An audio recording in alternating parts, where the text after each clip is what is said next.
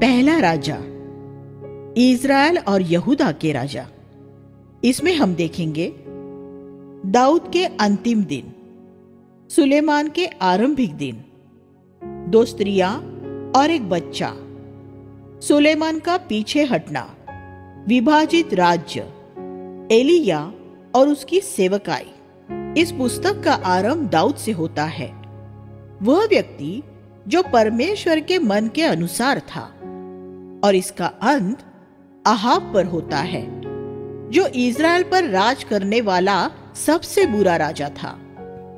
Israel का आरंभ एक शक्तिशाली राष्ट्र के रूप में होता है और उसका अंत एक विभाजित देश के रूप में होता है, जिसमें दोनों ही राज्यों में दुष्ट राजाओं ने राज किया, खास तौर पर इज़राइल में। जैसा कि हमने बार बार देखा है, परमेश्वर के लोगों की दशा बहुत हद तक उनके अगुओं की आत्मिकता या उस आत्मिकता की कमी पर निर्भर रहती है। इज़राइल में जब भी एक ईश्वरीय अगुआ हुआ तो वे ईश्वरीय मार्गों में बढ़े, और जब भी उनका शारीरिक अगुआ हुआ वे परमेश्वर से दूर होकर शारीरिक दशा में पहुंचे थे।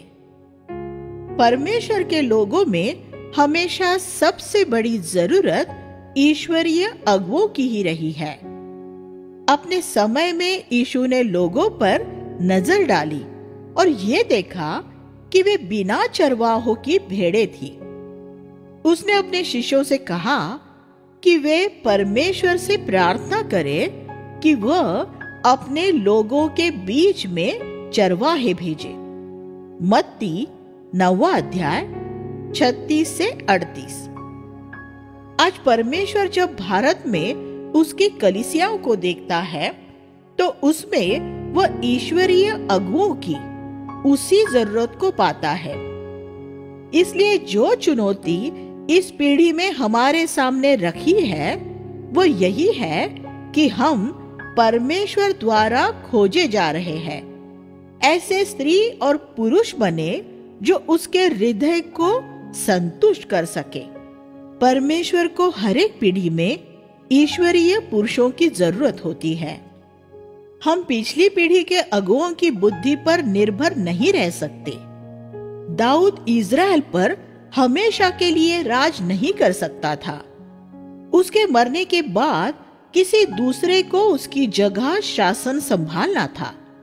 इज़राइल का क्या होने वाला था ये इस पर निर्भर था कि अगला राजा किस तरह का व्यक्ति होगा। परमेश्वर एक पीढ़ी में एक ईश्वरीय व्यक्ति को खड़ा करता है, फिर वह बूढ़ा होता है और मर जाता है। तब क्या अगली पीढ़ी के अगुओं के पास सिर्फ संस्थापक का ज्ञान और उसके धर्म सिद्धांत ही होंगे, लेकिन उसकी ईश्वरीयता और परमेश्वर के विषय का सत्य ज्ञान नहीं होगा? फिर तो वे लोग निश्चय ही भटक जाएंगे।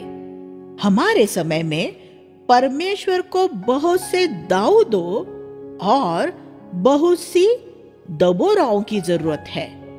दाऊद के अंतिम दिन।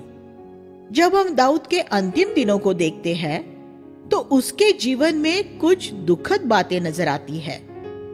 जब दाऊद मरने वाला था तब उसके पुत्र अदोनिया ने अपने आप को ऊंचा उठाते हुए कहा, अगला राजा मैं बनूंगा।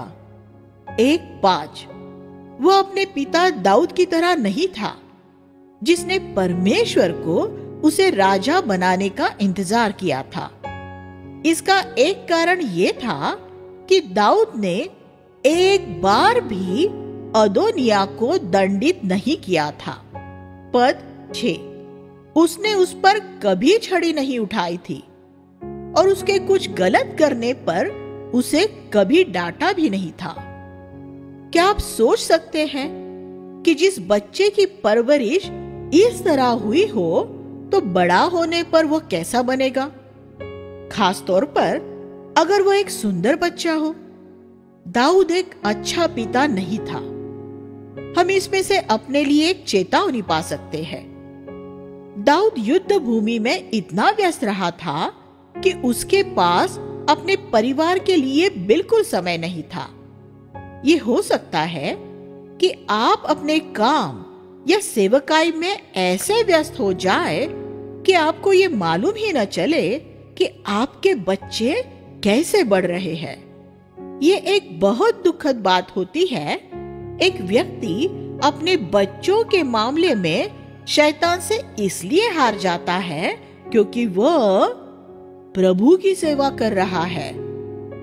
प्रभु की सेवा करने का ये कोई तरीका नहीं है। दाऊद अपने मौत के बिस्तर पर पड़ा था और अदोनिया अब इस बात का फायदा उठा रहा था कि उसका पिता अब बेबस था। इसलिए उसने राज्य को अपने अधिकार में कर लेने की योजना बनाई। जब नातान नबी ने यह सुना तो वह बतशेबा के पास गया और उससे कहा कि वह जाकर दाऊद को उसकी वह प्रतिज्ञा याद दिलाए जिसमें उसने सुलेमान को उसका उत्तराधिकारी बनाने का वचन दिया था। नातान ने जाकर दाऊद को अदोनिया की दुष्टता के विषय में भी बताया। पद 22। इस तरह नातान नबी ने सारे मामले में परमेश्वर के मन की बात को शामिल कर दिया। एक कलीसिया तब वास्तव में बड़ी आशीषित कलीसिया होती है जब उसमें कम से कम एक सच्चा नबी होता है, वह जो किसी भी स्थिति में नबूवत का वचन बोल सकता है। दाऊद ने याजकों से कहा कि वे सुलेमान का राज्याभिषेक कर दे और सादोक याजक ने तुरंत वैसा ही किया। पद 32 से 34। अध्याय 2 में दाऊद ने मरते समय सुलेमान को कुछ निर्देश दिए, लेकिन दाऊद के अंतिम वचन बहुत निराशाजनक है। परमेश्वर के सबसे महान सेवकों की निष्फलताओं के विषय में बताने में भी उसका वचन पूरी तरह सच्चा है। दाऊद को सुलेमान को यह बताना चाहिए था कि वह कैसे एक ईश्वरीय अगुआ हो सकता है और वह कैसे परमेश्वर की महिमा कर सकता है। वह सुलेमान को स्त्रियों की तरफ से सचेत रहने के लिए कह सकता था, जिसमें वह एक से ज्यादा पत्नी होने जैसी गलतियां न करता। ये सब कहने के बजाय उसने उससे क्या कहा? उसने उससे योआब को मार डालने के लिए कहा, जो बहुत सालों तक दाऊद का विश्वास योग्य और स्वामी भक्त सेनापति रहा था। दूसरा अध्याय 5 और 6। ये बड़े दुख की बात है कि दाऊद ने योआब को ऐसा इनाम दिया। मैं सोचता हूं कि क्या इसका कारण यह है कि हालांकि उसने सिर्फ अब्नेर और अमासा का ही जिक्र किया था, लेकिन उसने योआब को उसके पुत्र अबशालोम को मारने के लिए कभी क्षमा नहीं किया था। फिर दाऊद ने सुलेमान को शिमी को मार डालने के लिए कहा, क्योंकि उसने दाऊद को श्राप दिया था। दूसरा अध्याय 8 और 9। जब शिमी ने दाऊद को श्राप दिया था, उस समय दाऊद ने उदार होकर कहा था कि वह उसे मारना नहीं चाहता, क्योंकि परमेश्वर ने ही उसे श्राप देने की अनुमति दी थी। और जब दाऊद यरूशलेम में लौटा था, तो उसने शिमी को क्षमा करते हुए उसे कोई हानि न पहुंचाने की प्रतिज्ञा की थी। लेकिन अब वह सुलेमान से यह कह रहा था कि उसकी शिमी से की गई प्रतिज्ञा से सुलेमान बंधा हुआ नहीं था, इसलिए सुलेमान को उसे अवश्य ही मार डालना है। दाऊद योआब और शिमी को स्वयं नहीं मारना चाहता था, लेकिन उसने सुलेमान के द्वारा उन्हें मरवा डाला। उसने ऐसा ही किया जैसे अपने शत्रुओं को मारने का काम किराए के गुंडों को सौंप दिया जाता है। फिर 2:10 के अगले शब्द क्या है? फिर दाऊद मर गया। इस तरह बदला लेने के शब्द उसके द्वारा बोले गए आखिरी शब्द थे। ये एक दुखद बात है। दाऊद ने अपना जीवन कितने अच्छी तरह शुरू किया था। उसने बार बार शाऊल को मारने से इनकार किया था, अपने मित्रों के लगातार कहते रहने के बावजूद। लेकिन अपने जीवन की अंतिम घड़ियों में वह ऐसे दो लोगों को मारने के लिए आतुर हो गया था जिन्हें वह क्षमा कर चुका था। इससे स्पष्ट है कि दाऊद ने योआब और शिमी को सिर्फ बाहरी तौर पर ही क्षमा किया था। उसने अपने अंदर उनके खिलाफ लगातार द्वेष बनाए रखा था और अपने मन में अक्सर उस बुराई के विषय में सोचता रहा था जो योआब और शिमी ने उसके साथ की थी। जब तक उसका मन दृढ़ था, वो उनको क्षमा करने का दिखावा करता रहा था। लेकिन जैसे जैसे वो बूढ़ा होने लगा था, उसका मन कमजोर होने लगा था और जो उसके हृदय में था वह बाहर आ गया था। उसने उन्हें असल में कभी क्षमा नहीं किया था। ये बात हम सब के लिए कितनी बड़ी चेतावनी है। लेकिन दाऊद पुरानी वाचा के अधीन था, जिसमें परमेश्वर उन्हें भी क्षमा कर देता था जिन्होंने दूसरों को क्षमा नहीं किया होता था।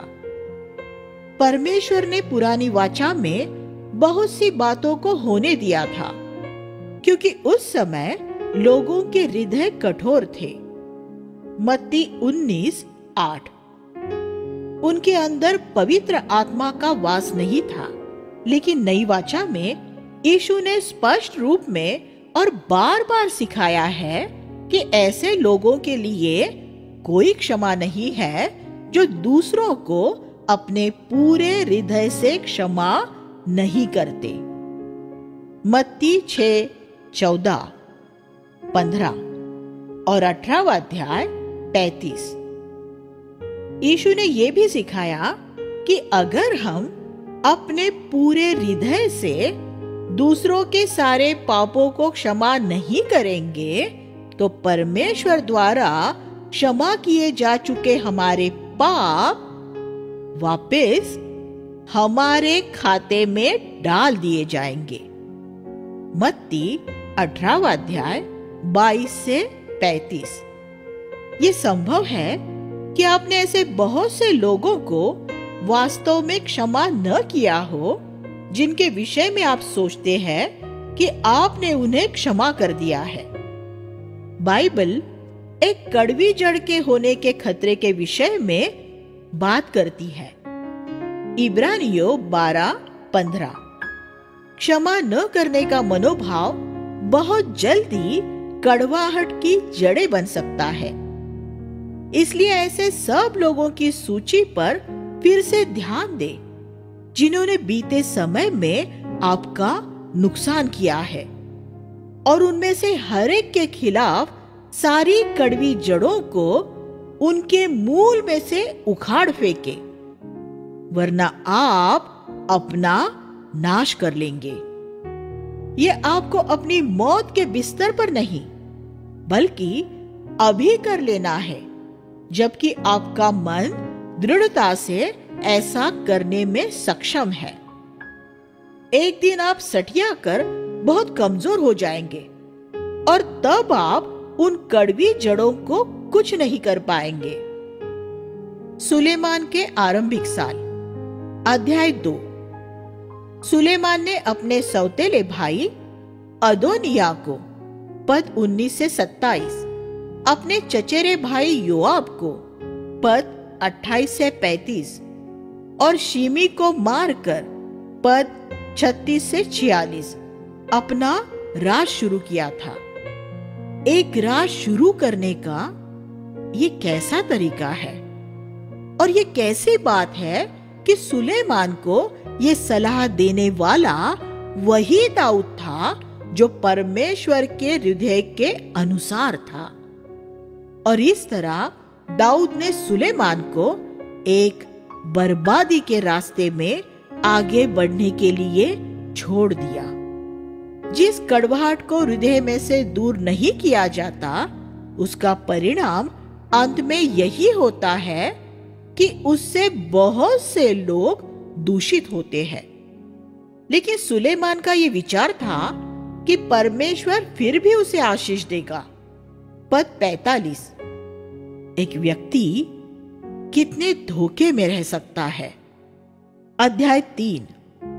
एक बार जब आप एक गलत रास्ते में आगे बढ़ जाते हैं तो आप परमेश्वर से दूर और दूर होते जाते हैं। सुलेमान ने फिर अगला काम यह किया कि उसने एक मूर्ति पूजक स्त्री फिरौन की बेटी से विवाह कर लिया। अगर दाऊद ने अपने अंतिम दिन सुलेमान को बदला लेने के बजाय बुद्धिमानी से विवाह करने के विषय में बताने में खर्च किए होते तो सुलेमान के जीवन में सब बातों ने एक अलग ही तरह का मोड़ लिया होता। आप अपने बच्चों को क्या सलाह देते हैं? आपके जीवन में आपके लिए कौन सी बातें सबसे ज्यादा जरूरी है? हम पढ़ते हैं कि सुलेमान परमेश्वर से प्रेम रखता था, लेकिन वह ऊंचे स्थानों में बलि चढ़ाता था और धूप भी जलाता था। 3:3। ये कैसा विरोधाभास है? उसने इस तरह के समझौते करने द्वारा अंततः अपना सर्वनाश कर लिया था। वह एक दोहरा जीवन जीता था, एक मंदिर में और एक निजी रूप में, एक दुखद रूप में। ज्यादातर मसीह भी ऐसे ही जीवन व्यतीत करते हैं।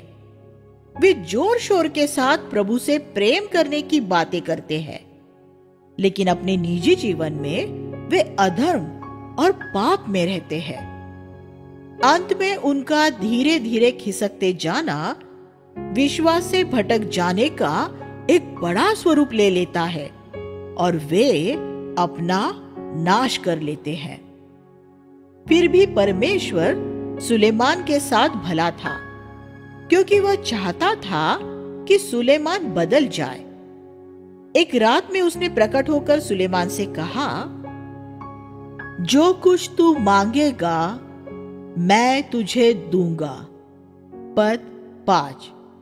और सुलेमान ने ये कहते हुए मांगा, अपने दास को अपनी प्रजा का न्याय करने के लिए समझने वाला मन प्रदान कर, कि मैं भले और बुरे का भेद जान सकूं, क्योंकि तेरी इतनी बड़ी प्रजा का न्याय कर सकना कठिन काम है। पद 9। प्रभु इस बात से प्रसन्न हुआ कि सुलेमान ने ऐसा वरदान मांगा है।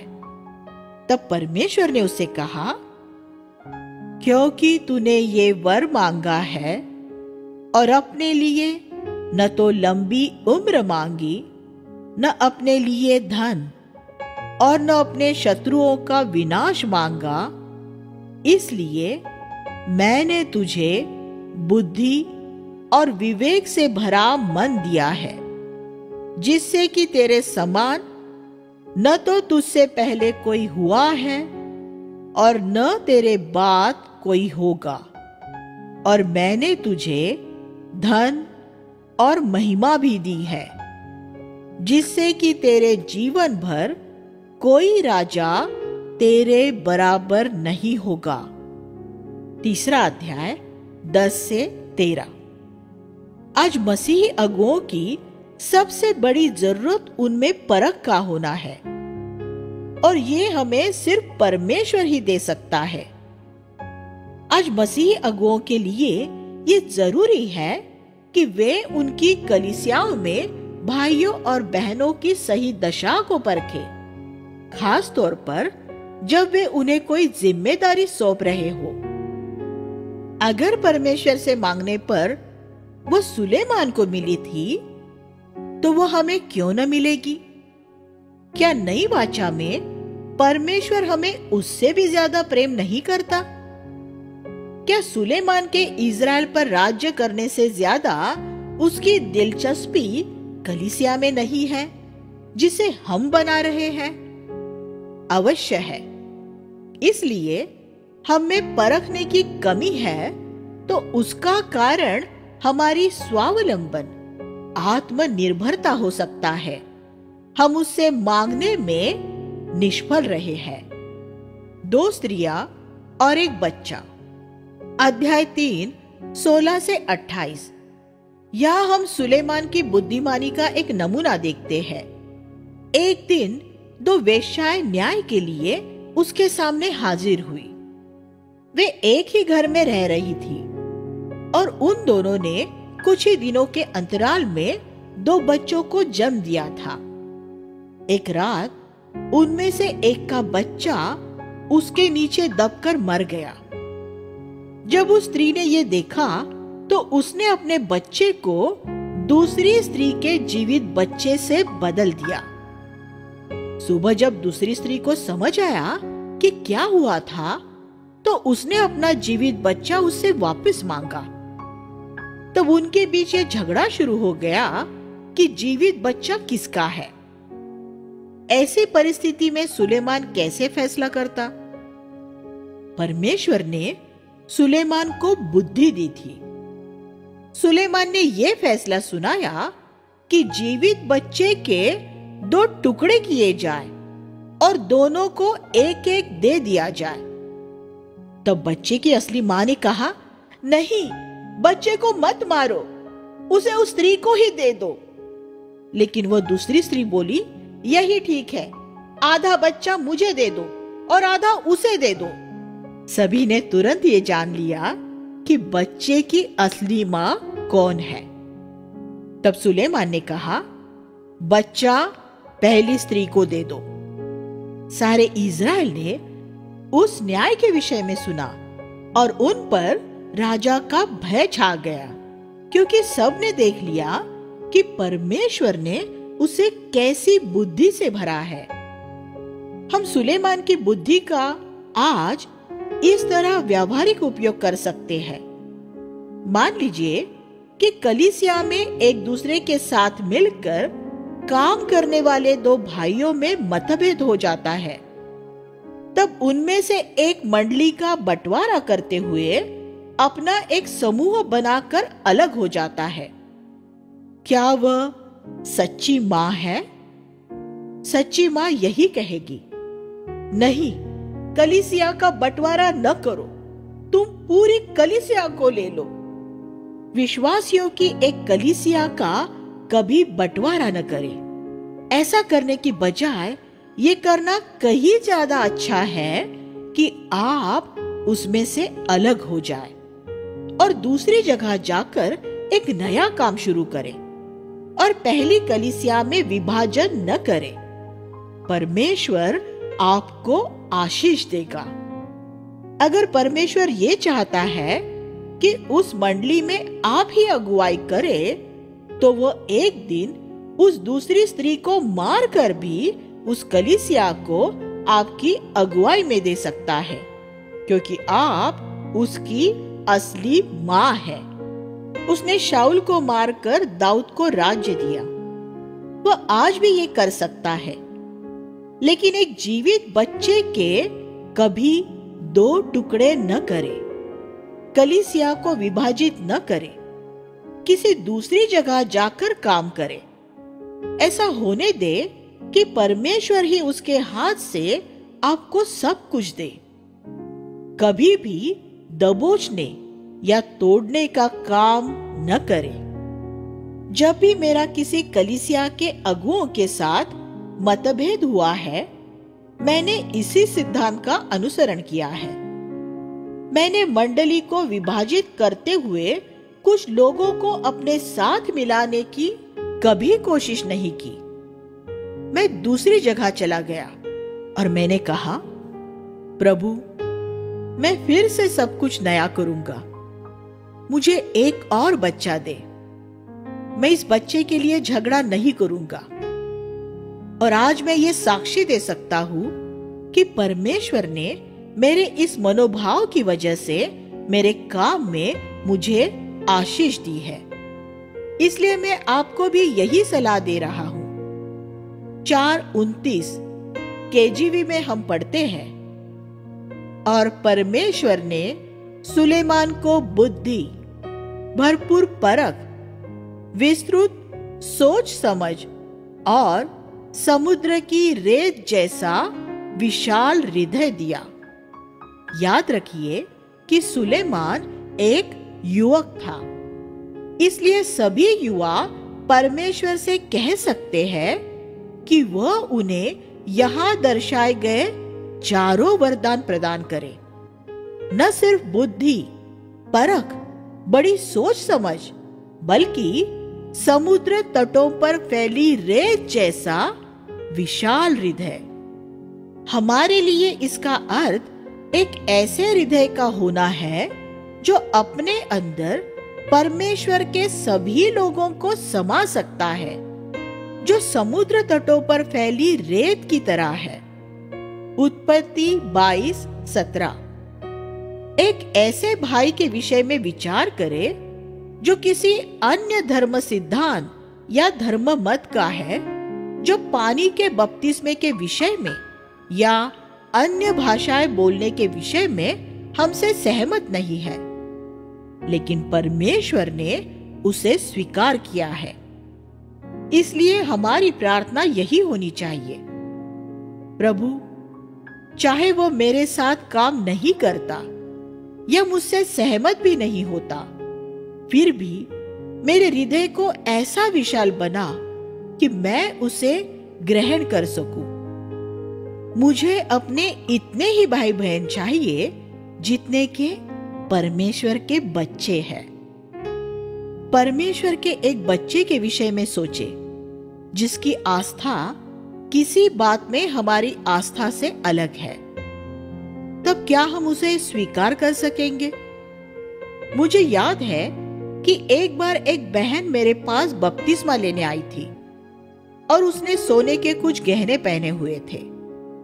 मेरी ये आस्था है कि विश्वासियों को सोना नहीं पहनना चाहिए। 1 तीमुथियुस 2:9 और 1 पत्रस 3:3 के विषय में मेरी यही समझ है। और ये बहन सोना पहने हुई थी। क्या मैं उसे बपतिस्मा दे सकता था? उस समय प्रभु ने मुझसे एक सवाल किया, क्या तू ये कह सकता है कि मैंने इसे स्वीकार किया है? मैंने कहा, प्रभु, जहां तक मुझे नजर आ रहा है, इसका वास्तव में नया जन्म हो चुका है और इसलिए तूने इसे स्वीकार कर लिया है। फिर प्रभु ने कहा, जिसे मैंने स्वीकार किया है, तू उसे कैसे अस्वीकार कर सकता है? तब मैंने उसके सोने के साथ ही उसे बपतिस्मा दे दिया। ये हो सकता है उस स्त्री को इस विषय में बाद में प्रकाशन मिल जाए, लेकिन उसका न्याय करने का काम मेरा नहीं है। मैं उन सब को स्वीकार करना चाहता हूं जिन्हें परमेश्वर ने स्वीकार कर लिया है, फिर चाहे उनकी आस्थाएं मेरी आस्था से अलग भी क्यों ना हो। मुझे याद है कि एक बार प्रभु ने मुझसे किसी मामले के विषय में पूछा, तुझे इसे समझने में कितना समय लगा था? मैंने स्वीकार किया कि मुझे उसमें कुछ साल लगे थे। तो मैं उस व्यक्ति के प्रति धीरज क्यों नहीं रख सकता जिसे उसे समझने में कुछ समय लग रहा है? हम सभी को हृदय की विशालता की जरूरत है। जब हम जवान होते हैं तब हमारा झुकाव जोशीले, संकीर्ण विचारों वाले और छोटे दिल वाले होने की तरफ होता है, और हम सिर्फ उन्हीं लोगों को स्वीकार कर पाते हैं जो हमसे सहमत होते हैं। मैं ये कहते हुए लज्जित होता हूं कि उस समय अपनी युवावस्था में मैं भी ऐसा ही था। ये मेरे दूसरे बहुत से मूर्खता भरे मनोभावों में से एक था। लेकिन जैसे जैसे मैं अपनी उम्र में बढ़ा और मैंने प्रभु को ज्यादा अच्छी तरह जाना, तब मैंने जाना कि मेरा हृदय विशाल हृदय होने की जरूरत है। 6-7 में हम मंदिर के बनाए जाने के विषय में एक सुंदर बात पढ़ते हैं।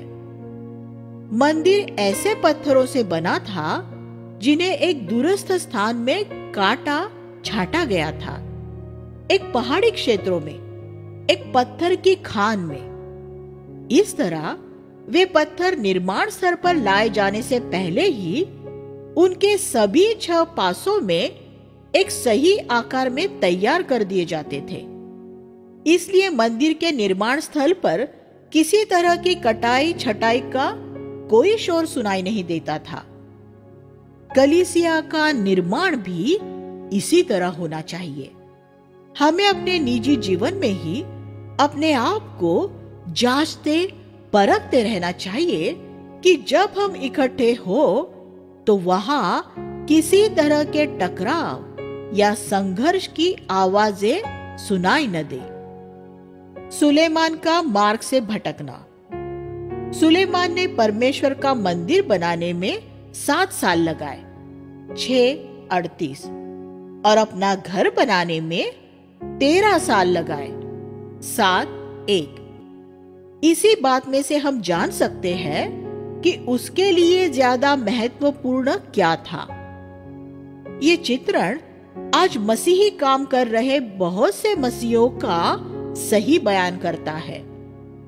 वे मसीही काम तो जरूर करते हैं, लेकिन उनकी पहली दिलचस्पी उनके अपने घर को बनाने में और उनके अपने परिवार की सुख सुविधा में होती है। परमेश्वर का काम और परमेश्वर का घर दूसरे स्थान पर होते हैं।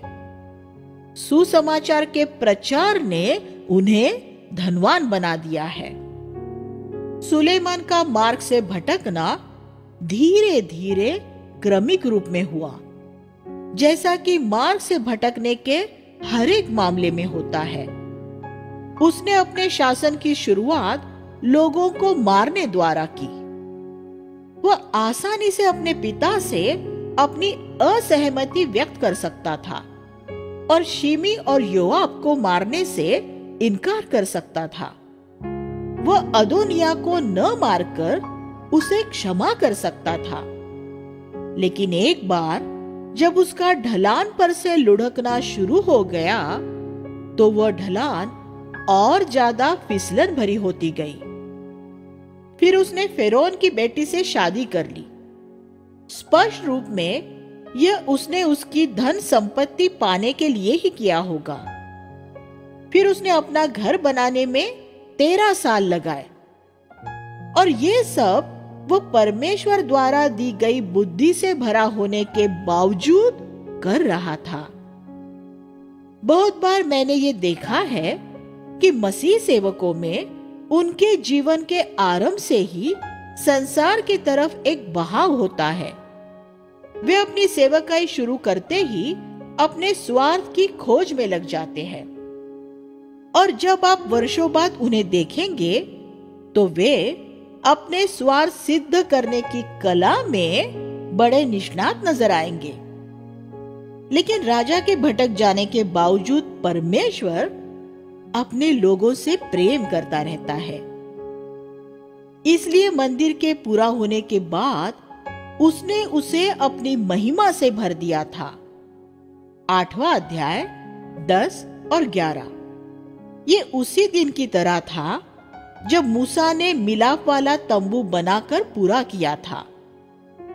मंदिर भी मिलाप वाले तंबू के नमूने के अनुसार ही था, लेकिन वह एक ज्यादा विशाल और भव्य स्तर पर बनाया गया था। मंदिर के समर्पण के लिए सुलेमान ने एक सुंदर प्रार्थना की। 8वां अध्याय 22 से 61। प्रभु ने फिर दूसरी बार प्रकट होकर उससे कहा कि उसने उसकी प्रार्थना सुन ली है। और फिर प्रभु ने उससे कहा कि अगर वह मन की खराई और सीधाई से चलेगा तो उसके राज को स्थिर बनाए रखेगा। उसने सुलेमान को यह चेतावनी भी दी कि अगर वह उसके पीछे चलना छोड़ देगा तो वो इज़राइल को देश में से निकाल देगा और मंदिर मलबे का ढेर हो जाएगा। 9वां अध्याय 3 से 9। और बाद में जब बेबीलोन की सेनाओं ने आकर यहूदा पर कब्जा किया और मंदिर का नाश किया, तब अक्षरशः यही हुआ था। परमेश्वर ने उन्हें चेतावनी दी थी, ऐसा न सोचना कि तुम अपनी मनमानी करते रहोगे और मैं तुम्हें आशीष देता रहूंगा। हमारे भटकने से बहुत पहले ही प्रभु हमें चेतावनी दे देता है। अध्याय 10 में हम पढ़ते हैं कि शीबा की रानी ने सुलेमान की अद्भुत बुद्धि के विषय में सुना और वह उससे मिलने आई। लेकिन बुद्धिमान होने की उसकी विश्वव्यापी ख्याति के बावजूद सुलेमान एक उलझा हुआ व्यक्ति था।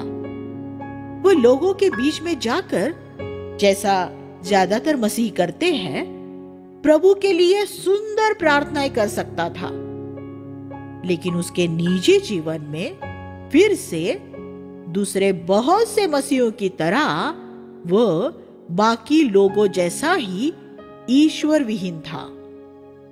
उसकी वासना में वह शिमशोन जैसा था।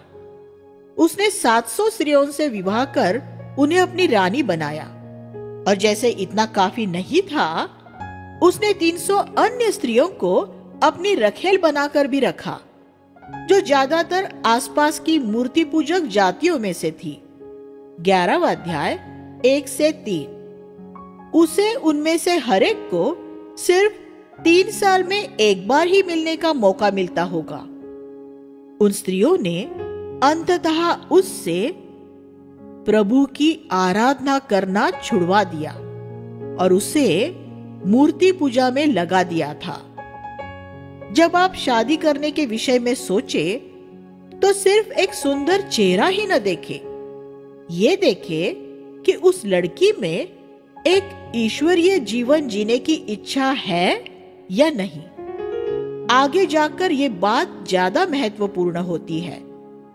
एक ऐसी स्त्री जिसके पास बस एक सुंदर चेहरा है, आपके जीवन को बर्बाद कर उसका नाश कर सकती है। लेकिन एक ईश्वरीय स्त्री आपके पूरे जीवन भर आपका भला ही करेगी। पवित्र शास्त्र में बहुत सी चेतावनियां हैं, लेकिन मैं नहीं जानता कि समय आने पर आप उन पर ध्यान देंगे या नहीं।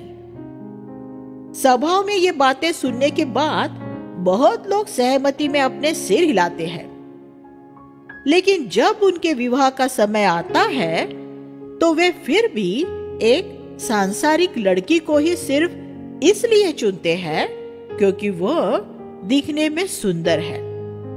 और बहनों, मैं आपसे भी ये आग्रह करना चाहता हूं, ये प्रार्थना कीजिए कि आपका पति होने के लिए परमेश्वर एक ईश्वरीय व्यक्ति के पास पहुंचाए।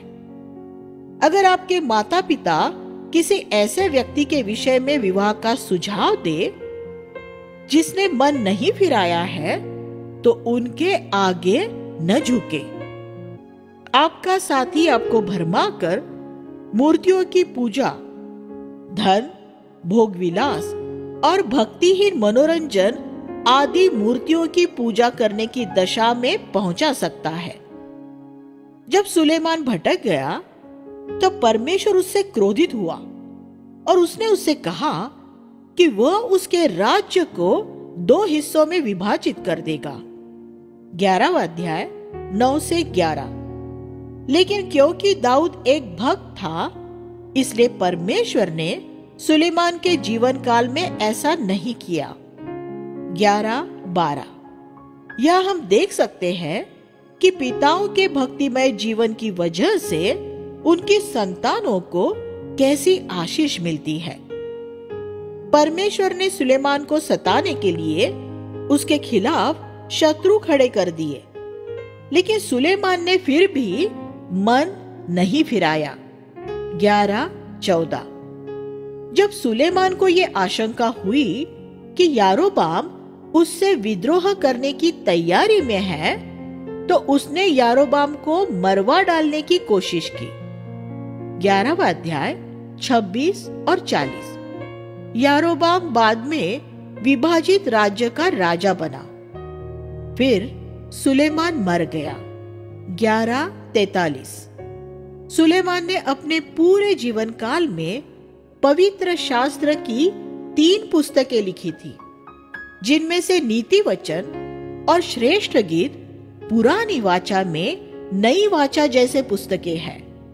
पुरानी वाचा में नीति वचन सबसे श्रेष्ठ पुस्तक है। सभी जवान लोगों को इसे नियमित पढ़ना चाहिए। इसमें 31 अध्याय है। आप इसका एक अध्याय रोज पढ़ सकते हैं, जो आपको बहुत सी बुराई से बचा कर रख सकता है। श्रेष्ठ गीत मसीह की दुल्हन के रूप में यीशु मसीह के प्रति हमारी भक्ति का एक अद्भुत चित्रण है। सबोपदेशक सुलेमान के मार्ग से भटक जाने के बाद लिखी गई पुस्तक है। इसमें वह हमें सांसारिक बुद्धि से चलने के खतरों के विषय में चेतावनी देता है। ये व्यक्ति जिसने बाइबल की 3 सुंदर पुस्तकें लिखी, अंततः नरक में चला गया। ये न सोचिए कि हर एक ऐसा व्यक्ति जो खड़ा होकर सुंदर प्रचार करता है, वह स्वर्ग में ही जाएगा। हम ये कैसे जानते हैं कि सुलेमान नरक में गया? क्या यह संभव है कि पवित्र आत्मा ने सुलेमान की 2 जीवनियां लिखी, पहला राजा और दूसरा इतिहास, और दोनों में से एक में भी अगर उसने वास्तव में ऐसा किया होता, उसने हमें ये नहीं बताया कि सुलेमान ने अपने अंतिम समय में मन फिरा लिया था। ये खामोशी बहुत साफ बात कर रही है। यह हमें बता रही है कि सुलेमान बिना मन फिराए हुए ही मरा था। मनश्शे एक अन्य ऐसा राजा था जिसने सुलेमान से भी ज्यादा और उससे भी लंबे समय तक दुष्टता की थी, लेकिन अपने जीवन के अंत में उसने मन फिरा लिया था और पवित्र आत्मा ने इसका उल्लेख पवित्र शास्त्र में किया है।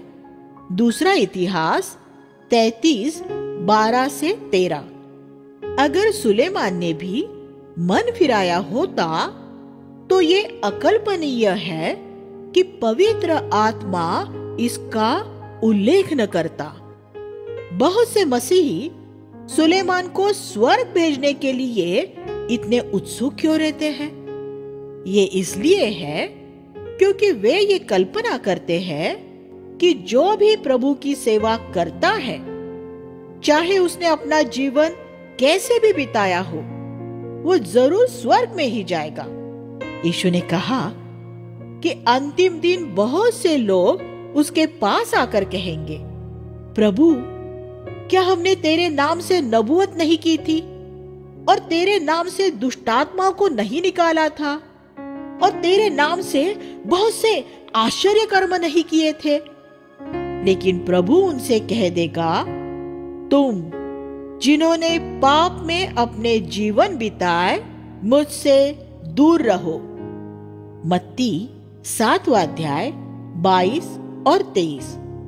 उस दिन सुलेमान भी प्रभु के सामने आकर कहेगा, प्रभु, मैंने पवित्र शास्त्र में 3 पुस्तकें लिखी थी जिनसे करोड़ों लोगों को आशीष मिली थी। और प्रभु उससे भी वही कहेगा जो वो बाकी लोगों से कहेगा, तू जिसने पाप में अपना जीवन बिताया, मुझसे दूर रहे। सुलेमान का जीवन हम सब के लिए एक चेतावनी हो। पौलुस ने कहा, ऐसा न हो कि मैं दूसरों को तो प्रचार करूं, लेकिन खुद ही अयोग्य पाया जाऊं। 1 कुरिन्थियों 9:27। विभाजित राज्य अध्याय 12 से पहले राजा की पुस्तक अंत तक हम विभाजित राज्य के विषय में पढ़ते हैं। सुलेमान एक बहुत ही क्रूर राजा था, जिसने लोगों से अपना महल बनवाने में कठोर परिश्रम करवाया और दूसरे तरीकों से अपनी सेवा कराई। इसलिए जब उसका पुत्र रहूबियाम सिंहासन पर बैठा, तब कुछ लोग उसके पास आए और उसे कहने लगे, तेरे पिता ने जो हमारे जुए को और भी भारी कर दिया था, इसलिए तू हम पर कृपा कर और इस भारी जुए को हल्का कर। 12:4। तब राजा ने उनसे कहा कि वे 3 दिन के बाद आए। तब रहूबियाम ने उन प्राचीनों की, जिन्होंने जीवन भर उसके पिता की सेवा की थी, सम्मति ली और उन्होंने उसे लोगों पर दया करने की सलाह दी, जिससे कि वे जीवन भर अपनी खुशी से उसकी सेवा करते रहेंगे। तब उसने जवान लोगों से भी सलाह ली, तो उन्होंने उसे उनके प्रति और ज्यादा कठोर व्यवहार करते हुए ये कहने के लिए कहा, मेरी छोटी अंगुली मेरे पिता की कमर से भी मोटी है। मेरे पिता ने तो तुमको कोड़ों से ताड़ना दी थी, मैं तुमको बिच्छुओं से ताड़ना दूंगा। 12:11। उसके बाद हुए और दूसरे मूर्ख लोगों की तरह उसने प्राचीनों की नहीं, बल्कि जवान लोगों की बात को सुना। इसका नतीजा ये हुआ कि उसने अपना 85% राज्य खो दिया। 10 गोत्र उससे अलग हो गए। रहूबियाम कितना मूर्ख व्यक्ति था। उसने एक मूर्खता से भरा वाक्य बोलकर अपने राज्य को ही विभाजित कर दिया। सिर्फ दक्षिण में यहूदा और बिन्यामीन के गोत्र ही रहूबियाम के प्रति विश्वास योग्य रहे। यरोबाम उत्तर के बाकी 10 गोत्रों का राजा बना, जिन्होंने अपने आप को इज़राइल कहा। तब यारोबाम ने यह सोचा कि अगर उसकी प्रजा के लोग साल में 3 बार यरूशलेम जाएंगे, जैसा कि उनके वार्षिक पर्वों के लिए उन्हें जाना पड़ता था, और वे दक्षिण के लोगों के साथ मिलेंगे जुलेंगे, तो उसके लोग उसके हाथ में से छूट सकते हैं। इसलिए उन्हें यरूशलेम जाने से रोकने के लिए उसने शेकेम में ही उनके लिए आराधना का स्थल बना दिया। उसने वहां एक मूर्ति लगवा दी और सबको मूर्ति पूजा में लगा दिया। अध्याय 13। यहाँ हम एक युवा नबी के विषय में पढ़ते हैं, जिसे राजा यारोबाम को एक संदेश देने के लिए भेजा गया। उसने जाकर पूरी विश्वास योग्यता के साथ वह संदेश राजा को सुना दिया, और परमेश्वर ने भी उस नबूवत को अलौकिक तौर पर राजा के सामने पूरा कर दिया। लेकिन प्रभु ने उस नबी से कहा था कि वह घर लौटने तक कहीं कुछ न खाए और न ही कुछ पिए। और उस युवा नबी ने प्रभु की आज्ञा का पालन करते हुए राजा से कह दिया कि अगर वह उसे उसका आधा राज्य भी देगा, तो भी वह उसके साथ उसके घर नहीं जाएगा। वह कितना विश्वास योग्य व्यक्ति था। काश वह ऐसा ही विश्वास योग्य बना रहता। लेकिन उस क्षेत्र में एक वृद्ध रहता था, जिसने उस घटना के विषय में सुना, और वह इस बात से विचलित हो गया कि परमेश्वर ने राजा के लिए ऐसा सामर्थी वचन देने के लिए एक युवक को चुन लिया था। उसे उससे ईर्ष्या हुई। वह जाकर उस युवा नबी से मिला और उसने उससे एक झूठ बोला कि प्रभु ने उससे कहा है कि वह उस युवा नबी को खाने के लिए उसके घर पर आमंत्रित करे। और उस युवक ने मूर्खता करते हुए, प्रभु की मूल आज्ञा का पालन न करते हुए, उस वृद्ध नबी की बात मान ली, और ये सोचकर कि प्रभु ने उसे बिना बताए ही अपना विचार बदल लिया है, जाकर उस वृद्ध नबी के घर में खाया पिया। उसके आज्ञा उल्लंघन की वजह से प्रभु ने उस युवा नबी को दंड दिया। मार्ग में एक सिंह ने उसे मार डाला। हम इससे क्या पाठ सीख सकते हैं? आज बहुत से सेवानिवृत्त नबी हैं जो युवा नबियों से ईर्ष्या करते हैं और अक्सर उन्हें खत्म करना चाहते हैं। युवा नबियों को विश्वास से भटके हुए ऐसे नबियों से सावधान रहने की जरूरत है। ऐसे हर एक व्यक्ति से सावधान रहे जो ये कहता हो, प्रभु ने मुझे तुमसे ये कहने के लिए कहा है। उसका विश्वास न करे। अगर परमेश्वर आपसे कुछ कहना चाहेगा तो वह आपसे प्रत्यक्ष बात करेगा, क्योंकि जैसा पुराने समय में नहीं था, अब तो उसने आपको अपना पवित्र आत्मा दिया है। एलिया और उसकी सेवकाई। अध्याय 17 में हम एलिया और उसकी सेवकाई के विषय में पढ़ते हैं। मैं चाहता हूं कि आप सबसे पहले एलिया के उन शब्दों पर ध्यान दें जो उसने राजा अहाब से कहे। इज़राइल के परमेश्वर यहोवा के जीवन की शपथ जिसके सामने मैं खड़ा रहता हूं। 17:1। सच्चे नबियों का राजाओं से न डरने का एक कारण था, वे प्रभु के सामने खड़े रहते थे। राजा प्रभु के सामने सिर्फ एक धूल का कण थे। भारत में ऐसे युवाओं की बड़ी जरूरत है जो ऐसे नबी हो सके। बाइबल का ज्ञान जरूरी है, लेकिन इससे ज्यादा जरूरी यह है आपका जीना परमेश्वर के सम्मुख हो। परमेश्वर के सम्मुख जीने के लिए आपका विवेक 99% नहीं, 100% शुद्ध होना चाहिए और आपको पूरी तरह नम्र और दीन होना चाहिए। आपका मुख हर समय धूल में होना चाहिए। एलिया ऐसे जीता था। अगर परमेश्वर को ऐसे युवक नहीं मिलते तो वह ऐसी युवतियां ढूंढेगा जो उसके मुख के सम्मुख खड़ी रहने वाली हो सके और भारत में उसकी आवाज हो सके। ये हो सकता है कि आप किसी पुलपिट में न खड़े हो, लेकिन आप अपने घर में से ही लोगों को प्रभावित कर सकते हैं। परमेश्वर को हमारे देश में ऐसे बहुत से युवक और युवतियों की जरूरत है जो उसके सम्मुख जीने वाले हो। एलिया ऐसा व्यक्ति था जो परमेश्वर द्वारा कही गई हर एक मामूली बात में भी तत्काल आज्ञा पालन करता था। एक बार परमेश्वर ने उसे कहा कि वह जाकर करीत नाले में छिप जाए। 17:3।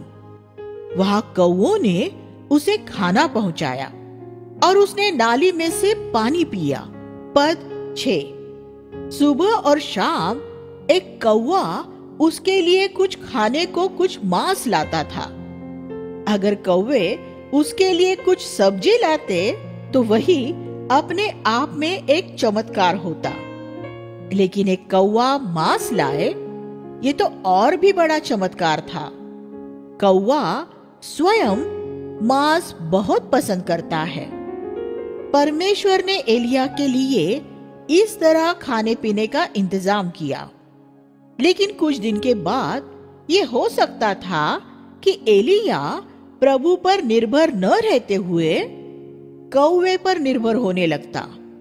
बहुत से प्रभु के सेवक अपनी आर्थिक जरूरतों के लिए प्रभु पर निर्भर रहते हुए शुरू करते हैं, लेकिन कुछ सालों के बाद वे प्रभु पर निर्भर नहीं रहते, बल्कि किसी कौवे पर निर्भर हो जाते हैं। ऐसे मनुष्य जो नियमित रूप में उनकी आर्थिक मदद करने लगते हैं।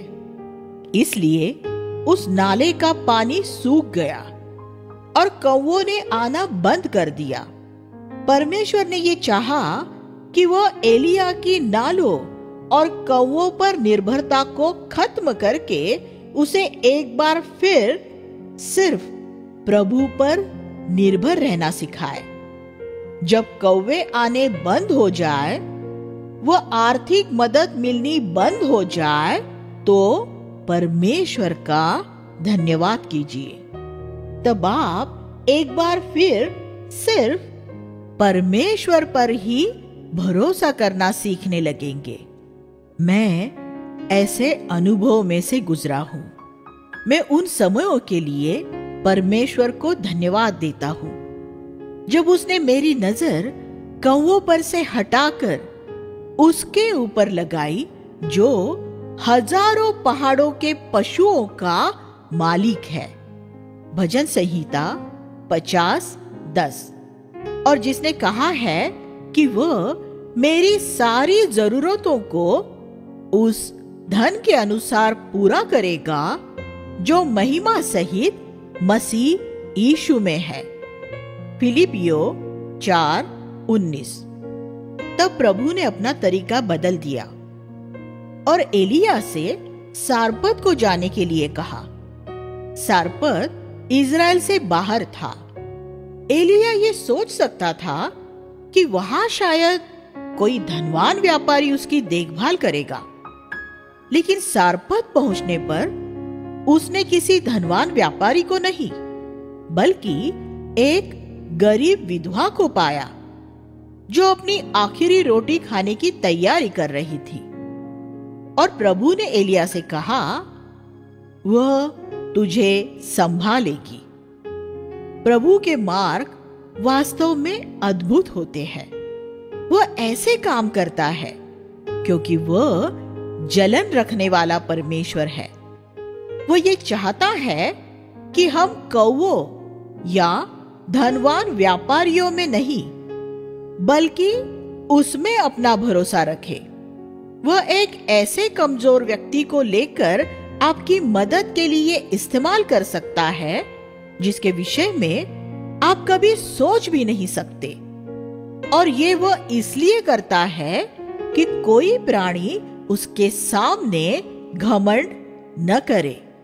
1 कुरिन्थियों 1:29। विधवा ने कहा, हम तो अपनी आखिरी रोटी खाकर मरने की तैयारी में है। 17:12। एलिया ने उसे कहा, मत डर, जाकर पहले मेरे लिए एक छोटी सी रोटी बनाकर ले आ। जब तक परमेश्वर भूमि पर वर्षा नहीं करेगा, तब तक न तो उस घड़े का आटा खत्म होगा और न ही उस कुप्पी का तेल घटेगा। 17वां अध्याय 13 और 14। और न तो उस घड़े का आटा खत्म हुआ और न ही उस कुप्पी का तेल ही घटा। ऐसे बहुत प्रचारक हैं जो इस घटना द्वारा गरीब लोगों को उन्हें पैसा देने की बात सिखाते हैं, लेकिन ये तो इस घटना के बिल्कुल गलत व्याख्या है। सबसे पहली बात तो यही है कि आज के प्रचारक एलिया जैसे नबी नहीं है। दूसरी बात ये कि आजकल के ज्यादातर प्रचारक धन से प्रेम करने वाले हैं, जबकि एलिया ने ये कभी नहीं किया था। ये दो बातें ही ऐसी हैं जो एलिया और गरीबों का शोषण करने वाले आज के प्रचारकों को दो बिल्कुल भिन्न श्रेणियों में रख देती है। फिर एलिया ने अकाल के समय जीवित रहने के लिए विधवा से सिर्फ एक रूखी सूखी रोटी ली थी और उसने वही खाया था जो उस विधवा और उसके बेटे ने खाया था। आज के प्रचारक अपनी जान बचाने के लिए नहीं, बल्कि अपनी वैभवी जीवन शैलियां बनाए रखने के लिए धन की मांग करते हैं। और अंतिम बात ये कि जबकि एलिया ने उस विधवा से एक समय का भोजन लिया, लेकिन उसने अकाल के खत्म होने तक बहुत महीनों के लिए विधवा और उसके बेटे के लिए खाने का इंतजाम कर दिया था। इस तरह उसने जो कुछ नबी को दिया था उसे उसका 100 गुना ज्यादा मिला था। आज कौन सा प्रचारक ऐसा करता है? आज बहुत से झूठे नबियों के झुंड निकले हुए हैं। और ये एक दुखद बात है कि क्योंकि परमेश्वर के ज्यादातर लोग एक सच्चे और झूठे नबी की परख नहीं कर सकते, इसलिए वे धोखा खाते हैं। अध्याय 18 में हम ओबद्या नाम के एक व्यक्ति के विषय में पढ़ते हैं। वह अहाब के महल का प्रबंधक था और ये लिखा है कि वह परमेश्वर का बड़ा भय मानता था। पद 3, इसका अर्थ सिर्फ यही है कि वह एक बहुत धार्मिक व्यक्ति था। दूसरा राजा 17:33 में दूसरों के विषय में ये लिखा है कि वे परमेश्वर का भय भी मानते थे और अपने देवताओं की भी सेवा करते थे। मेरी समझ में नहीं आता कि ये कैसे हो सकता है कि एक व्यक्ति परमेश्वर का भय मानता हो और साथ ही एक दुष्ट मूर्ति पूजक राजा के घर का प्रबंधक भी हो। यह स्पष्ट है कि ओबद्या अपने धर्म का पालन करने के साथ साथ अपने लिए एक सुख सुविधा से भरी जीवन शैली भी चाहता था। ऐसे बहुत से लोग हैं, वे शिष्य होने की कीमत चुकाना नहीं चाहते। अरिमतिया का यूसुफ भी एक ऐसा ही व्यक्ति था। वह यहूदी महासभा को त्याग कर यीशु का घृणित शिष्य नहीं बनना चाहता था। वह जानता था कि यीशु ही मसीह है, लेकिन वह गुप्त में ही उसका शिष्य बना रहना चाहता था, क्योंकि वह मनुष्यों से सम्मान पाना चाहता था। ऐसे विश्वासी कभी प्रेरित नहीं बन सकते, लेकिन वे फिर भी कुछ काम आते हैं। जब यीशु की देह को सूली पर से उतारा जाना था, तब पिलातुस के महल में यूसुफ का प्रभाव काम आया। ऐसे ही ओबद्या भी प्रभु के नबियों की मदद करने में काम आया था। हम फिर उस चुनौती के विषय में पढ़ते हैं जो एलिया ने इज़राइल के सामने रखी। सबको करमेल पर्वत पर इकट्ठा कर, उसने अहाब से कहा। पद 19, अहाब हालांकि राजा था, लेकिन वह एलिया से डरता था, इसलिए उसे जो कहा गया उसने वो किया और पूरे इज़राइल को करमेल पर्वत पर इकट्ठा किया। फिर एलिया ने बाल के 450 पुजारियों को संबोधित करते हुए कहा, अब हमें 2 बछड़े दिए जाए और वे अपने लिए एक बछड़ा चुनकर उसे टुकड़े टुकड़े काटकर लकड़ी पर रखे, लेकिन उसके नीचे आग न रखे। फिर वे अपने देवता से आकाश से आग भेजने के लिए पुकारे और मैं अपने परमेश्वर को पुकारूंगा, जो आकाश से आग भेजकर जवाब दे, वही परमेश्वर है। 18वां अध्याय 23 और 24। तब बाल के पुजारियों ने बछड़े को वेदी पर रखा और कूदने और चिल्लाने लगे, लेकिन कुछ न हुआ। यहाँ ये ध्यान देने लायक है कि ऐसे बहुत से मसीही जो कूदते और चिल्लाते हैं, इन बाल के पुजारियों की तरह ही शारीरिक और अपरिवर्तित हो सकते हैं। एलिया ने उनकी ठट्टा उड़ाते हुए कहा, कि ऊंचे शब्द से पुकारो, वह तो देवता है, वह तो ध्यान लगाए होगा, वह कहीं गया होगा, वह यात्रा में होगा, वह हो सकता है कि सोता हो और उसे जगाना चाहिए।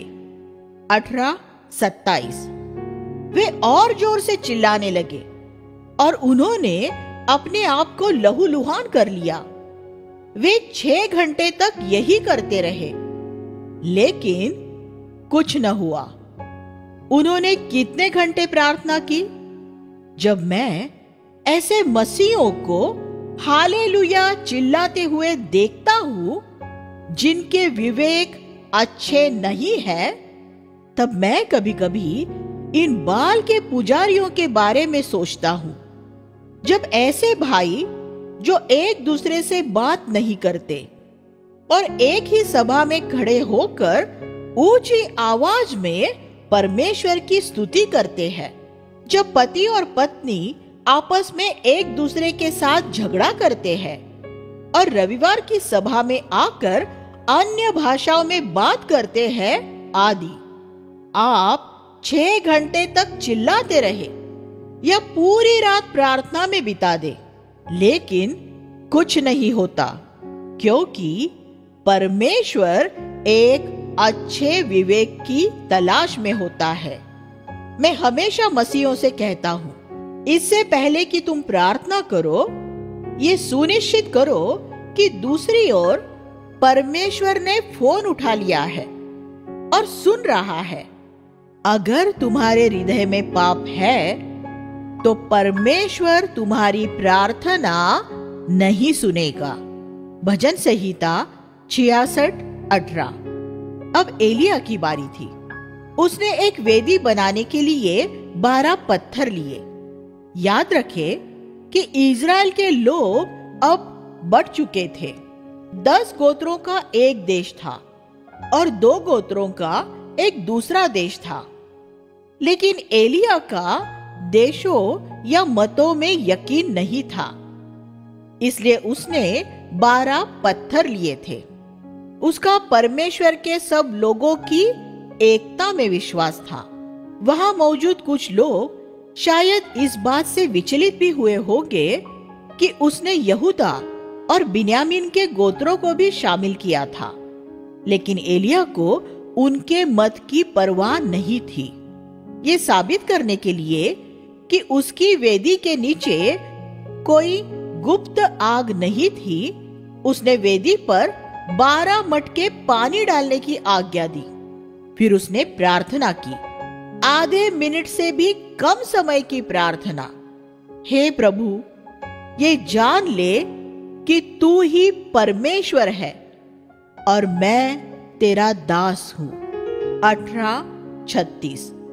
तब आकाश से आग गिरी और लोग मुंह के बल जमीन पर गिर पड़े और उन्होंने ये अंगीकार किया कि यहोवा ही सच्चा परमेश्वर है। अब जबकि सारा इज़राइल उसकी ओर हो गया था, तो एलिया ने बाल के 450 नबियों को पकड़ा और उन सब को मार डाला। आकाश से गिरने वाली आग ही परमेश्वर के एक सच्चे सेवक की पहचान है। आज परमेश्वर के लोगों के मनों को उसकी तरफ फेरने के लिए हमें इसी आग की जरूरत है। अब जबकि लोगों ने मन फिरा लिए थे, तो एलिया ने अहाब से कहा कि बारिश अब रास्ते में ही है। 3.5 साल से बारिश नहीं हुई थी। तब एलिया पहाड़ की चोटी पर चढ़ गया और प्रार्थना करने लगा। उसने भूमि पर बैठकर अपना मुंह घुटनों के बीच छुपा लिया और प्रार्थना करने लगा। पद 42। फिर उसने अपने सेवक को बारिश देखने भेजा। उसे कुछ नजर नहीं आया। उसने अपने सेवक को बार बार भेजा। वह 7 बार देखने गया। तब उसे एक छोटा सा बादल नजर आया। हम यहाँ प्रार्थना करने में एलिया के आग्रह को देखते हैं। एलिया भी हमारे ही स्वभाव जैसा मनुष्य था। और उसने वर्षा न होने के लिए गिड़गिड़ाकर प्रार्थना की और 3.5 वर्षों तक धरती पर वर्षा न हुई। उसने फिर प्रार्थना की और आकाश से भारी वर्षा हुई। याकूब 5वां अध्याय 17 और 18। जो सूखा पहले हुआ था वह भी एलिया की आग्रहपूर्ण प्रार्थना का ही नतीजा था, और अब जो वर्षा हुई थी ये भी एलिया की आग्रहपूर्ण प्रार्थना का ही नतीजा था। आग्रहपूर्ण प्रार्थना का उसका उदाहरण हम सभी के लिए एक चुनौती है। बहुत बार हमें वह नहीं मिल सका है जो परमेश्वर ने चाहा था कि हमें मिले, क्योंकि हमने बहुत जल्दी उसके लिए प्रार्थना करना छोड़ दिया था। फिर वह उठा और परमेश्वर की अलौकिक शक्ति द्वारा इजराइल तक 6 मील तक ऐसा दौड़ा कि उसने अहाब के घोड़ों को भी अपने पीछे छोड़ दिया। पद 46।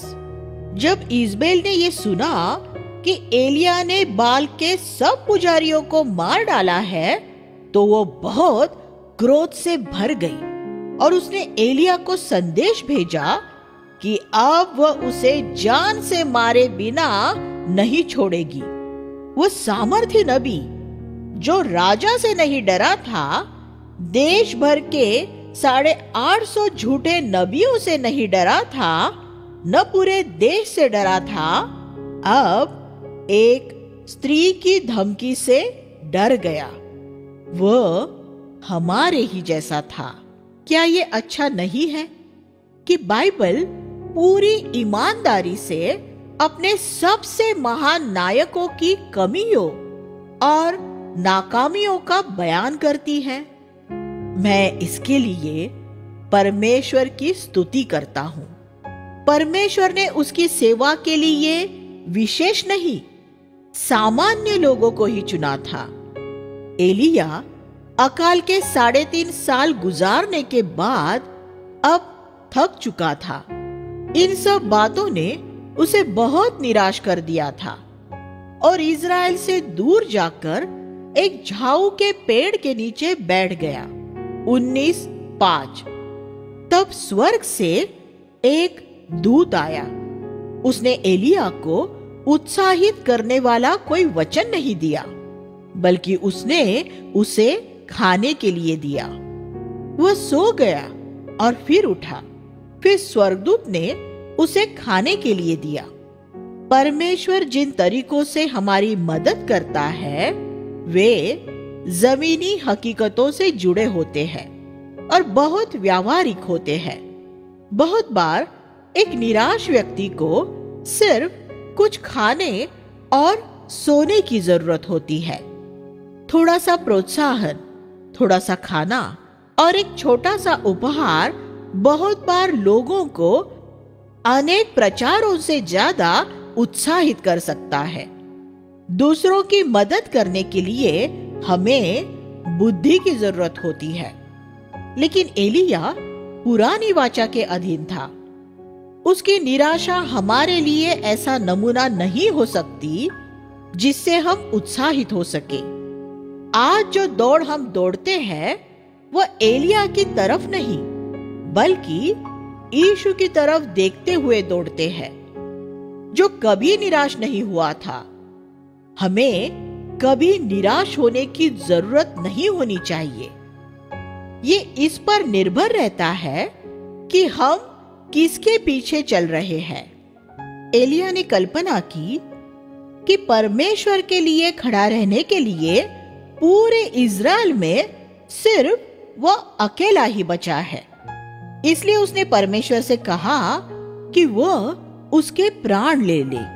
19वां अध्याय 10 और 4।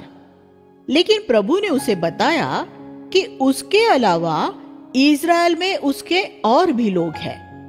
असल में परमेश्वर ने उसकी जगह अलग नबी होने के लिए एक व्यक्ति को भी चुन लिया था। एलिया को एलीशा का अभिषेक करना था कि वह उसकी जगह ले ले। 19:16। प्रभु ने उसे ये भी बताया कि इज़राइल में ऐसे 7,000 दूसरे लोग भी थे जिन्होंने बाल की मूर्ति के आगे झुकने से इनकार कर दिया था। 19:18। इस तरह इज़राइल में अवशेष बचे हुए थे, लेकिन उन 7,000 में और इज़राइल में बहुत बड़ा फर्क था। ये सच था कि उन्होंने बाल देवता के आगे अपने घुटने नहीं टिकाए थे, लेकिन उनमें से कोई ऐसा नहीं था जो आकाश से परमेश्वर की आग नीचे लाकर लोगों के मन परमेश्वर की ओर फेर सकता हो। ये सिर्फ एलिया ही कर सकता था। ये दो तरह के विश्वासियों का चित्र है। एक समूह ऐसा है जिसकी साक्षी नकारात्मक है। वे मूर्तियों की पूजा नहीं करते, वे सिगरेट नहीं पीते, वे शराब नहीं पीते आदि। दूसरे एलिया की तरह होते हैं जिनकी साक्षी सकारात्मक होती है। वे परमेश्वर के आगे खड़े रहते हैं और वे परमेश्वर की आग से भरे होते हैं। आज भी एक समझौता न करने वाला नबी परमेश्वर के लिए 7,000 गुनगुने विश्वासियों से ज्यादा हासिल कर सकता है। अध्याय 19 से 21। हम यहाँ एलिया द्वारा एलीशा को बुलाते हुए पाते हैं। जब एलिया ने एलीशा को बुलाया तब वह अपने खेत में कठोर परिश्रम कर रहा था। ध्यान दे, सबसे पहले परमेश्वर हमेशा उन्हें बुलाता है जो अपने सांसारिक काम धंधों में मेहनत से काम कर रहे होते हैं। मूसा को जब परमेश्वर ने बुलाया तब वह पूरा विश्वास योग्य रहते हुए अपने ससुर की भेड़ बकरियों की देखभाल कर रहा था। दाऊद भी भेड़ों को चरा रहा था और सिंहों और भालुओं से लड़ रहा था। आमोस भी एक कठोर परिश्रम करने वाला पशुपालक था। पतरस, याकूब, यूहन्ना और अंद्रियास भी कड़ी मेहनत करने वाले मछुआरे थे। मत्ती भी अपनी मेज पर बैठा अपना हिसाब कर रहा था। पुराने नियम या नए नियम दोनों में ही हम ऐसा कहीं नहीं पाते कि परमेश्वर ने किसी आलसी व्यक्ति को अपनी सेवा में बुलाया हो। हम ऐसा नहीं पाते कि जब एलिया एलीशा को बुलाने गया तो उसे गहरी नींद में सोता हुआ पाया, क्योंकि तब हम ये सोच सकते थे कि वह एक आलसी व्यक्ति है।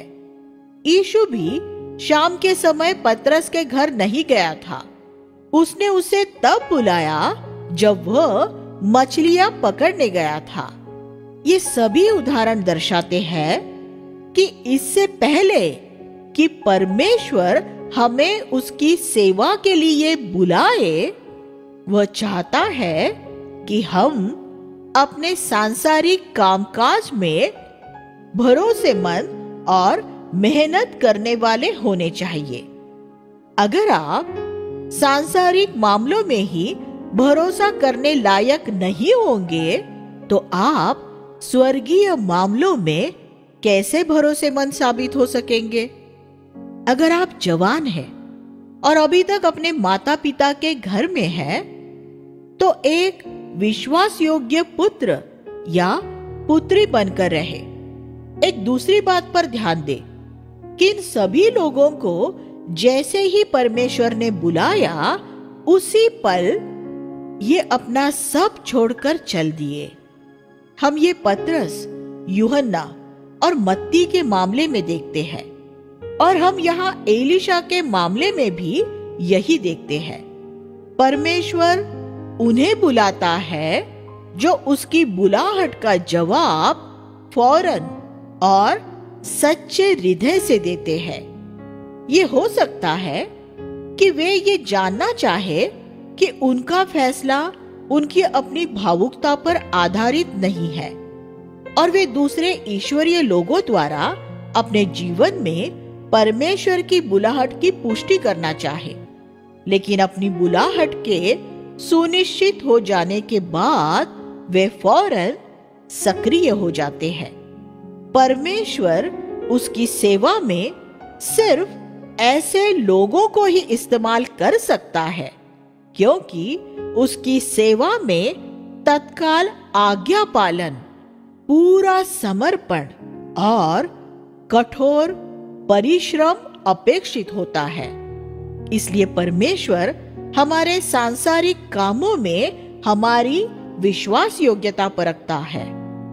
अगर आपसे एक कमरा साफ करने के लिए कहा जाए और उसमें आपका तरीका लापरवाही भरा या असावधानतापूर्ण होगा, तो मुझे नहीं लगता कि परमेश्वर कभी आपको उसकी सेवा में बुलाएगा, क्योंकि अगर आप एक कमरे को इस तरह साफ करते हैं तो आप अपने हृदय की सफाई भी शायद इसी तरह ही करेंगे।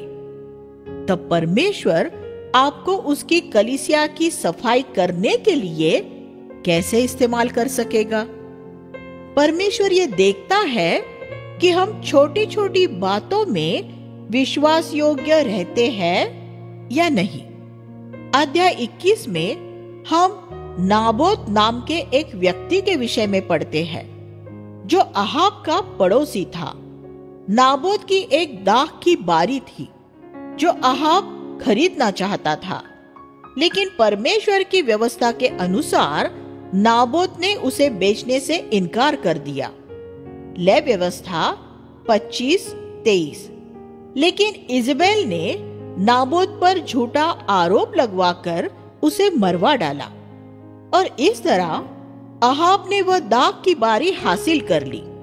तब निर्भय एलिया ने परमेश्वर के कहने पर अहाब के सामने जाकर उसे कहा कि नाबोत की हत्या करने के लिए परमेश्वर तेरा न्याय करेगा और एक दिन कुत्ते तेरा खून चाटेंगे और तेरा परिवार नाश हो जाएगा। अहाब डर गया और उसने अपने कपड़े फाड़कर उपवास किया। पद 27। तब परमेश्वर ने एलिया से कहा कि वह अहाब पर दया करेगा और वो दंड उसकी अगली पीढ़ी को दिया जाएगा। ये देखना वास्तव में बहुत अद्भुत लगता है कि परमेश्वर कैसी दया करता है। परमेश्वर दीनता को इतना मूल्यवान मानता है कि जब अहाब ने भी, जो इतना दुष्ट था, अपने आप को दीन किया तो परमेश्वर ने ध्यान से देखा और उसके दंड को बर्खास्त कर दिया। अध्याय 22 में हम यहूदा के राजा यहोशापात की मूर्खता के विषय में पढ़ते हैं। अहाब ने उससे कहा कि वह अराम के राजा के खिलाफ युद्ध करने में उसका साथ दे। यहोशापात फौरन सहमत हो गया, लेकिन अपनी सहमति देने के बाद उसने परमेश्वर की इच्छा जाननी चाहिए। 22वां अध्याय 4 और 5। अहाब ने तत्काल ऐसे 400 झूठे नबी खड़े कर दिए जिन्होंने ये नबूवत कर दी कि परमेश्वर उन्हें युद्ध में जय दिलाएगा। 22:6। परमेश्वर की आग गिरने के बाद ये वास्तव में हैरानी की बात थी कि इतनी जल्दी इज़राइल में फिर से झूठे नबी पैदा हो गए थे। यही सदियों से होता आ रहा है। हर एक पीढ़ी में हर जगह लोगों को भरमाने के लिए झूठे नबी भरपूरी से पैदा होते जा रहे हैं। लेकिन यहोशापात ने ये परख लिया कि उन 400 में से एक भी नबी सच्चा नहीं था।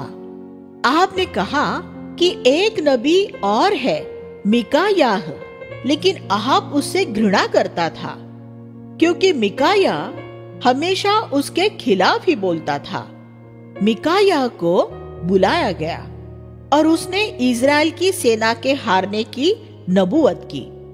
अहाब उससे इतना क्रोधित हुआ कि उसने उसे कारागार में बंद कर दिया।